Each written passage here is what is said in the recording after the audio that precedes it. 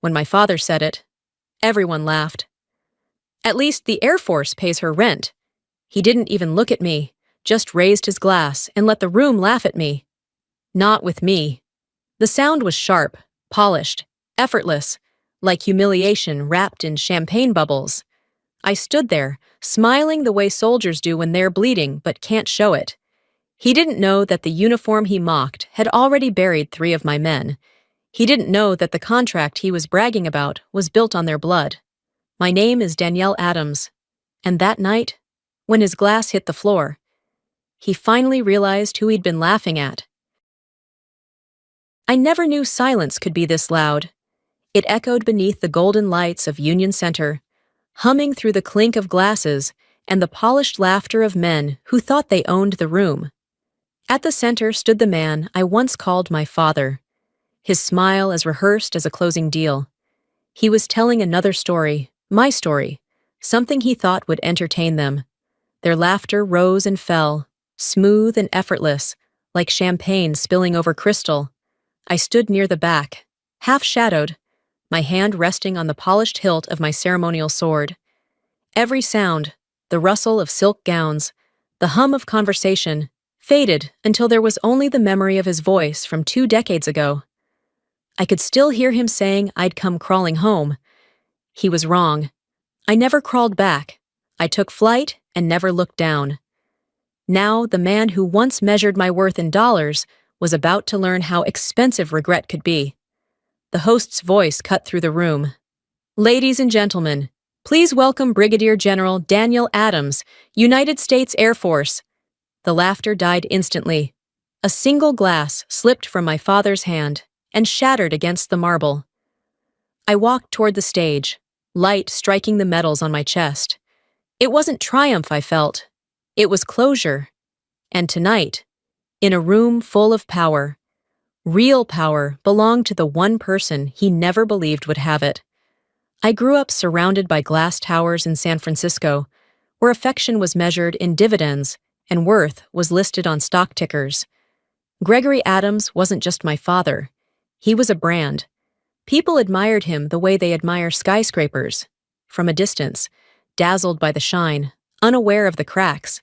I learned early to stay quiet, to not disturb the image he'd built of himself. The day I got into MIT, he opened a bottle of champagne and declared my future sealed. He spoke of legacy, of control, of carrying his empire forward, as if my life were another asset to manage. I nodded, pretending to agree, even as something inside me refused to belong to him. That summer, I placed my enlistment papers on the dinner table. He thought I was joking until I didn't laugh. The coffee cup in his hand trembled, spilling across the marble. His voice dropped, colder than the floor beneath us. "If you walk out that door, don't expect a cent." I told him I wasn't asking for one. That night, I packed a duffel, slipped my mother's photograph into the front pocket, and left. The rain hit the bus windows like applause from ghosts, steady and hollow. I looked back only once, at the city that had raised me but never made me feel seen. Years later, I learned what he'd buried along with my mother's ambitions. She'd been an Air Force engineer before he made her quit. He called it her moment of weakness. I called it theft. And when I enlisted, I understood. I wasn't escaping my father's world. I was finishing the life my mother never got to live. Colorado Springs taught me discipline the way altitude teaches lungs to fight for air. The days were long, the nights sharper than the mountain wind. I sent a letter to my father every month, not out of hope, but out of habit. None ever came back. The silence became its own kind of answer. When I missed him, I read my mother's old note, the one written in looping blue ink. "Don't fight for approval, fight for purpose." It became my compass when everything else blurred. Years passed before I was assigned overseas. Afghanistan smelled like dust and jet fuel, the kind of air that clings to your skin. One night, during a drone mission, our system went dark, no signal, no control. The UAV crashed a few hundred meters away. Private Ryan Ellis, 22, from Ohio, died in the blast. The logs showed the error came from the drone's control software. Atlas Core Technology, my father's company. The code had been altered to save energy and money. I filed a report. 48 hours later, it disappeared from the database like it had never existed. I didn't understand then, but I do now. Years later, I would uncover the truth. Gregory Adams had used his influence to close the investigation and protect his stock value. He chose profit over a soldier's life. That was the night I stopped writing letters. Instead, I wrote after-action reports, mission logs, and oaths. I rose in rank. I learned composure, but inside, a different war kept breathing. One day, I swore that if I ever stood in a position to make the truth seen, I wouldn't raise my voice. I'd simply stand where he'd be forced to look up and see me. Years after the desert, the world stopped shooting at me, but reports still sounded like shrapnel.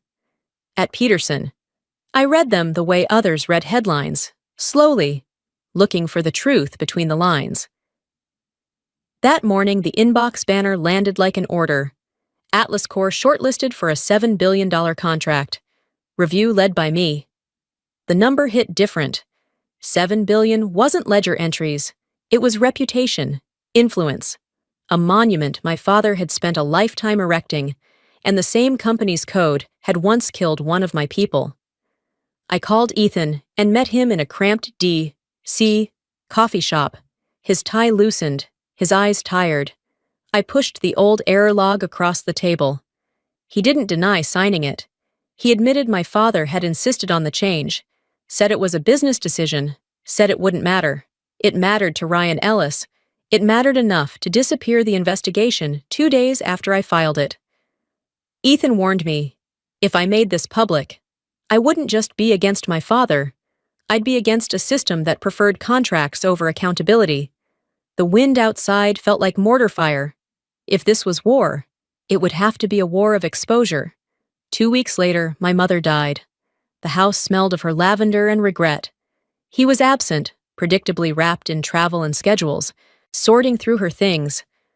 I found a folded note in her handwriting and, beneath it, a stack of original reports she had hidden away. Her letter asked me to choose truth over comfort. The reports confirmed the worst. Signatures attesting safety, names I recognized, and my father's initial on the cover page. She had kept them, maybe hoping I'd need them someday. Night bled into dawn as I read everything. The city outside was cold and indifferent. I left with her letter tucked in my pack and the file under my arm, aware I had flipped a switch I could not undo. Then Ethan's text came through. Your father knows about the file. He wants to see you at the gala. I closed my phone and let a small and steady smile form. Neither of us was who we used to be. The plane dropped through a sky as hard and gray as steel, and the city below glimmered like a warning. Washington had always been his world. Glass towers, sharp suits, quiet power. But this time, I wasn't here to visit. I was being summoned. At the Pentagon, the air felt sterilized, the kind that carries authority and secrets in equal measure. The security director briefed me in a voice too calm for what he was saying. The Defense Innovation Gala was set for the weekend. I'd be representing the Air Force Oversight Committee. Atlas Core, he added, would be among the presenting contractors. Among... I almost laughed. There was never an among where my father was concerned. There was only first, only Atlas Core, only him. The gala would be his stage, and for the first time, I'd be standing on it. Not as his daughter, but as the one person who could end the empire he worshipped more than family. The corridors hummed with fluorescent light as I walked back to my office, the sound of my boots counting down to confrontation. That night, I opened the folder my mother had left behind. Her handwriting marked one corner, soft and deliberate. Approved, G. Adams. Her words echoed in my head. Choose truth over comfort, right over ease. Tomorrow, I whispered, I'd choose both. My phone buzzed. Ethan's message blinked through the screen. My father was preparing to declare the Atlas Core contract secured at the gala. He didn't think I'd show. I typed back one line. Then he's about to be surprised. Later, I discovered the defense files I'd submitted had been intercepted by a legal advisor with a quiet stake in Atlas Corps. Someone inside the system had clipped my wings. I rerouted the evidence directly to the Chief of Staff of the Air Force, the man scheduled to attend the gala beside me. Another file from Ethan arrived, emails proving my father had manipulated senators for funding years ago. Each line stripped away any illusion of redemption left in him. There was no way back. Outside, the city gleamed under a wet haze, reflecting light like it was made of glass and guilt. Tomorrow wouldn't be about revenge. It would be about truth standing in the open, finally unafraid. Union Center looked the same, polished marble and chandeliers heavy with gold light, but the air was charged now, humming with a tension I could taste. The last time I stood in this building, I was invisible. Tonight, every step I took echoed.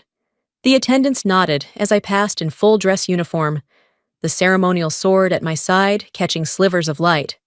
My heartbeat matched the quiet rhythm of the orchestra, tuning up in the distance. I didn't look toward the stage until I heard his voice. My father stood under the spotlight, shaking hands, his smile sharp enough to cut glass. He spoke about progress, innovation, the brilliance of the Atlas Corps legacy. Then, like a reflex, he turned his charm into cruelty. "My daughter serves in the Air Force," he said, "and at least it keeps her rent paid." Laughter rippled through the room, until the MC's next announcement froze it mid-breath. The Air Force Oversight Committee is honored to welcome Brigadier General Danielle Adams. My heels struck the marble like gunfire. Every head turned. His didn't, not at first, until the light from my medals caught the rim of his glass. He turned. The glass fell. The Chief of Staff met me halfway, extending a hand. "We're proud to have you lead oversight tonight," he said, his voice cutting through the silence. Cameras flashed like lightning. I saluted the flag, not the man who'd built his fortune on lies. I took the microphone, steady and calm. "Progress without integrity isn't progress," I said. "It's danger dressed up to sell." No applause followed, only the sound of truth landing where it belonged. The Chief of Staff nodded once. "Well said, General." Then the first twist struck. The Atlas Corps presentation began, but the projector screen shifted, its feed replaced by the leaked file. The room went still as my father's signature filled the wall. G. Adams. The report of the drone failure glowed against a backdrop of gold and shame. He turned to me, his face drained. "What did you do? What you taught me?" I answered quietly. "Protect the brand. Only this one's called truth." Before the event ended, the Chief of Staff leaned toward me. "Your testimony's scheduled before Congress next week." I nodded. "I'll be there." As the crowd thinned, I walked toward the exit. Behind me came his voice, strained and breaking. "Danielle." I stopped, didn't turn. "You think you've won," he called out. "You just destroyed everything I built." I faced him then, the hall lights glinting along the edge of my sword. "Maybe you built it wrong." Outside, rain swept the steps, cold against my skin. For the first time in 20 years, turning away from him didn't feel like betrayal. It felt like breathing. Tomorrow, I thought, he'll finally have to look up to me, not because I outrank him, but because I still remember what a soul is worth. The halls of Congress smelled like polish and pressure. Reporters lined the corridors, their cameras blinking red, waiting for history or scandal. I walked past them in uniform, every step echoing down the carpeted aisle until the doors closed behind me. Inside, the lights were merciless. Gregory Adams sat at the witness table, a black suit swallowing what was left of his confidence. He looked older now, smaller, though the eyes were the same, the kind that once dismissed, commanded, destroyed. The chairwoman called my name, giving me the floor. My voice stayed even, almost calm, though every word felt like pulling a pin. I asked if he was aware that Atlas Corps' altered code had killed 3 soldiers. He drew a breath, said they were isolated incidents. I cut in before he could hide behind language. His engineers had followed his cost directives. He had erased the investigation. The silence that followed was heavy enough to break ribs. He started again. He did what was necessary to protect. What? I asked. His reputation or his conscience? Then I told them about Private Ryan Ellis, the soldier who died in my arms. The room went still. My father looked at me, and for the first time in my life, he had no defense. Ethan Moore entered as a voluntary witness, voice shaking as he admitted my father ordered the deletions and forced him to falsify the report. Gasps rolled through the chamber. The chairwoman read the findings. Atlas Corps suspended. The contract canceled. A full criminal investigation underway. When asked for a final statement, Gregory lifted his head, voice cracked and small. He thought power could buy safety, he said. He was wrong. I nodded once and answered quietly that I was wrong too, thinking silence could fix anything. As I left, cameras burst like lightning. A reporter shouted, wanting to know what I would say to my father now. I didn't slow down. Some truths, I said, are too loud for words. A year passed before the noise settled. At Andrews, life ran on the rhythm of engines, takeoffs, landings, the measured heartbeat of discipline. People said the hearing had made me a face on the cover of Time, but that kind of fame felt like someone else's name stitched onto my uniform. Real honor wasn't on magazine stands. It was in waking each morning able to meet my own reflection without flinching. When the Virginia Veterans Center invited me to speak, I expected another polite event. Handshakes, small talk, applause that meant nothing. Instead, I walked into a cafeteria that smelled of burnt coffee and disinfectant, the kind of scent that clings to humility. And there he was, Gregory Adams, in a faded apron, pouring coffee for a soldier missing half a leg. He noticed me and froze for half a breath, then smiled. They call me Rich here, not Sir, he said. I like that better. The man who once commanded boardrooms now wiped counters and refilled cups, and somehow, he looked more complete than I'd ever seen him. I told him I hadn't come to watch him fall. He chuckled, shaking his head. I didn't fall, he said softly. I just learned where the ground is. We sat together in the corner, the hum of laughter and conversation filling the silence between us. A young veteran rolled by, patting his shoulder. Good pour today, Rich. My father laughed, an unguarded, human sound I didn't recognize. Then he slid a small envelope across the table. I sold Atlas Corps, he whispered. The money's gone. Inside were papers, documents for the Evelyn Foundation, a scholarship fund for veterans' children in technical studies. She deserved her name back, he said. My throat tightened. She'd be proud. I managed. He nodded, eyes wet. So am I. Finally. No apologies were exchanged. None were needed. Sometimes forgiveness isn't spoken. It's shared in the quiet when both people finally stop fighting. Winter came quietly, the kind that muffles sound and slows time. He died in his sleep. No headlines, no public mourning, just a small service at Arlington under a gray sky. The flag was folded with precision and placed in my hands, its weight steadier than grief. Before the funeral, an envelope had arrived at my quarters. Inside, a single sentence written in his uneven hand, proud to be your father.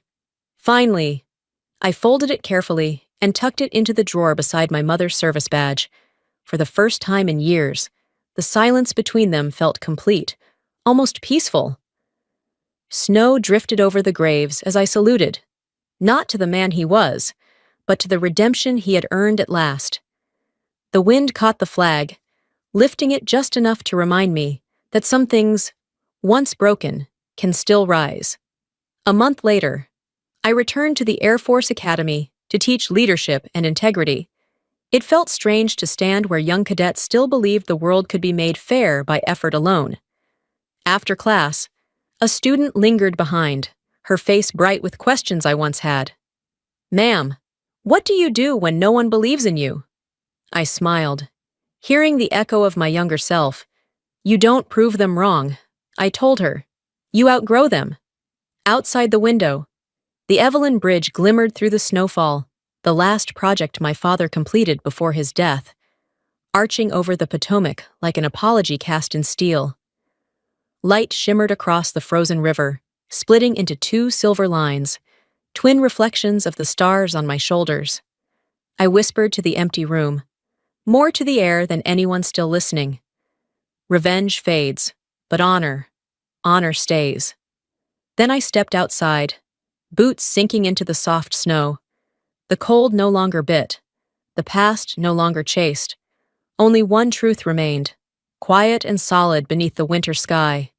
When honor endures, the past finally lets go.